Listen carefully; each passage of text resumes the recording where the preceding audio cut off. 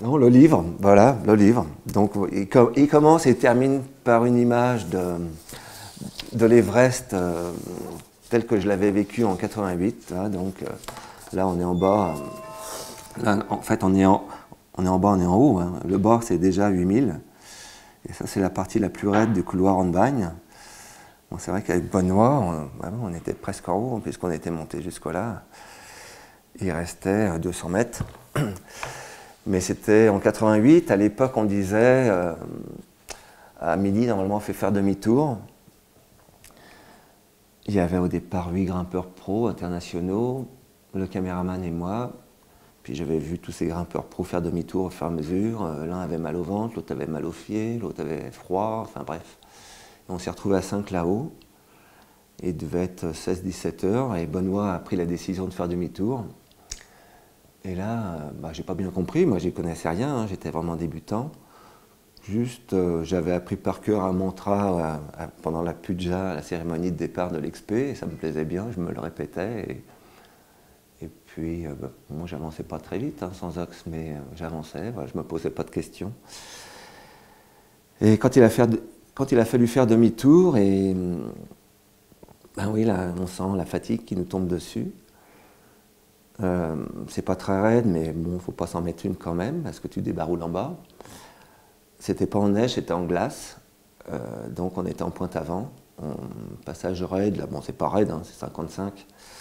Donc, mais quand même, on se retourne. Et puis, on est, après une nuit à 8000, on est quand même un peu d'équerre. La seconde nuit à 8000, ça va pas mieux.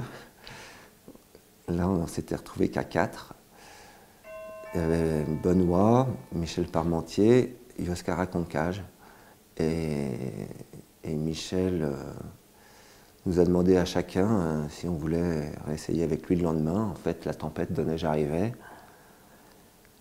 Et puis, c'était le seul à ne pas être malade, à ne pas vomir un peu. Bon, on n'avait pas mangé grand-chose, donc il n'y avait pas grand-chose à vomir. Mais on était quand même bien secoués. Et puis, il s'est mis à neiger le lendemain matin très fort. Yoska est parti le premier. Moi, j'étais beaucoup moins technique qu'eux. Je suis parti assez rapidement dernière. Benoît a essayé de convaincre Michel de descendre. Il n'a jamais voulu descendre. Et c'est là, voilà, c'est la limite de l'esprit d'équipe en Himalaya. Hein. C'est quand même très délicat. Et on ne peut rien faire. Celui qui ne veut pas descendre, si tu restes avec lui, tu claques. Donc, ça a été psychologiquement dur à avaler. Mais voilà, tu t'échappes. Et puis dans ce couloir, c'était un couloir d'avalanche. Hein. Donc tu sais que quand tu le descends, s'il neige, il ne faut pas trop traîner quand même.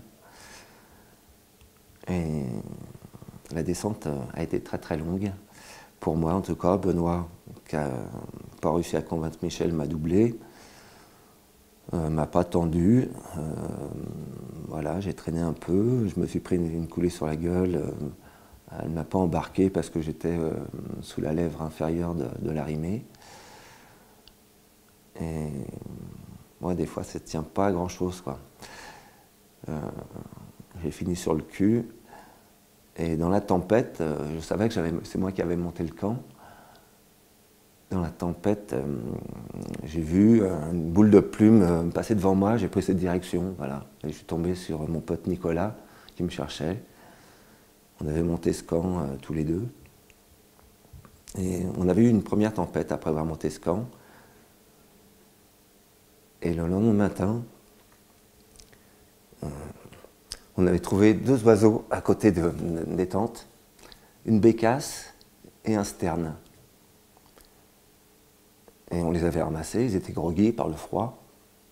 Il faut savoir, l'Everest, étonnamment, c'est le plus haut, mais il y a un passage de migration là-bas. Une bécasse, c'est pas banal, à 6002. Et il se trouve que Nicolas, il lui restait plus que ça de ses mains. Il s'était fait manger les mains à l'aiguille verte quelques années précédemment.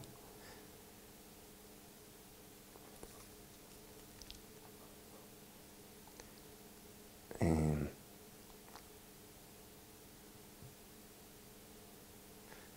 j'ai cette photo où il a la bécasse.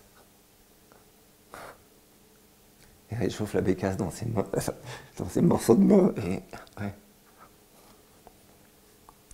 Enfin bref, le soir, la bécasse et le sterne se sont cassés. Et j'étais bien content de trouver cet oiseau qui m'a donné la bonne direction pour retrouver mon pote et la tente qui était à 100 mètres, mais au milieu des crevasses et je ne savais pas où, quoi.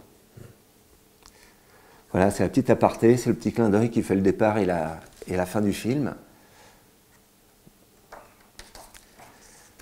Après, je me suis amusé un peu à prendre un peu toute l'équipe en studio, un petit clin d'œil. Parce qu'en fait, étonnamment, c'est la force d'un film, c'est toute cette équipe qu'il faut mettre en branle et en synchro pour arriver à avoir une telle qualité.